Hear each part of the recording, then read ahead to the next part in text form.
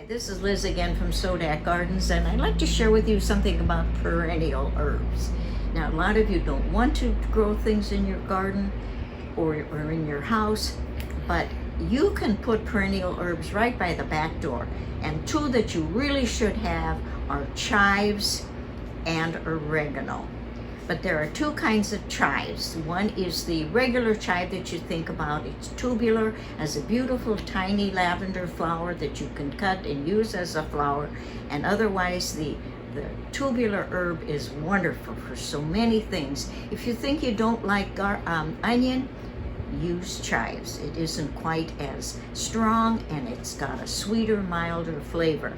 You have to have chives for cottage cheese, for eggs. I've even put chives in breads, mashed potatoes. It's wonderful. Mix it with sour cream or any of your dips. And after you cut back some of the flowers and it gets late into the summer, cut the whole thing back about this far. And then it'll come again and you'll have fresh chives for the fall. The other one is a garlic chives. That stem is flat. And there again, you can cut it into little pieces, and it's not near as strong as regular garlic. And that you might want to have mainly for the flowers. A garlic chive is the most beautiful flower, and it's very fragrant. The flower gets to be about this big, starts with little tiny tubular white blooms, and then opens up into the most loveliest little flowers. So this little flower is just full of little tiny stars. You'll just love it. So plant two kinds of chives. The other one is oregano. Oregano can be kind of evasive. It's drought tolerant. It can just grow any place almost. It likes a lot of sun. It doesn't have to be watered much. And that has beautiful flowers. A little lavender flower on top, but unlike the chives, which doesn't have anything growing down its stem, just the flower on the top, the oregano has flowers all the way down. So if you like to make dried arrangements for fall, you can even make your wreath when the oregano is fresh, and then it will dry there, or you can hang it up and let it dry and then make your herbs. Your wreath. Two others that can be grown in this area that are perennials are comfrey, which is a little dubious. It's very it just grows all over once you have comfrey, but I have had people that want it, they use it, they put it in their bath for relaxing, and some of them make creams out of comfrey. But like I say, if you're not into any of these things, comfrey isn't a good thing because it just keeps growing. The other one is lovage, which has a very mild celery taste, but I would say have celery instead of lovage. Look how pretty that celery is, and you use the whole thing. The lovage gets so tall, and it's just harder to use.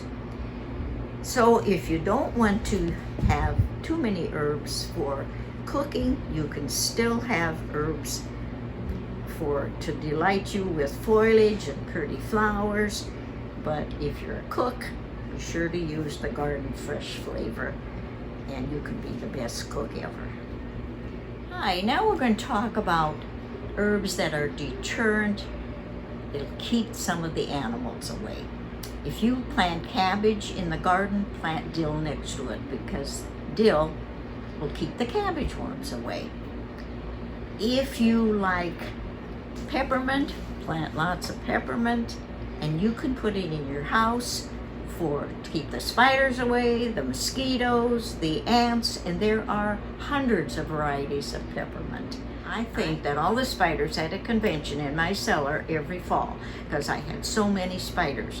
And then I found out that peppermint will deter spiders, also mosquitoes and ants. And I was working on the spiders. After the peppermint got pretty good length, even 2 or 3 times longer than this, I would cut it off and hang it on hooks down my cellar steps, or just lay it across the picture frames in the entryway. They went someplace else to have their fall meetings because I hardly have any spiders in the house anymore. And lavender smells so pretty. You just have to have some lavender. And there again, the lavender will help to keep the flies, the moths, the fleas, and the mosquitoes away. And basil. old friend that likes to take care of us for pesto and things, will also keep away the flies and the mosquitoes. So if you don't like to cook and you want to keep the bugs away, you can try herbs for some of these reasons.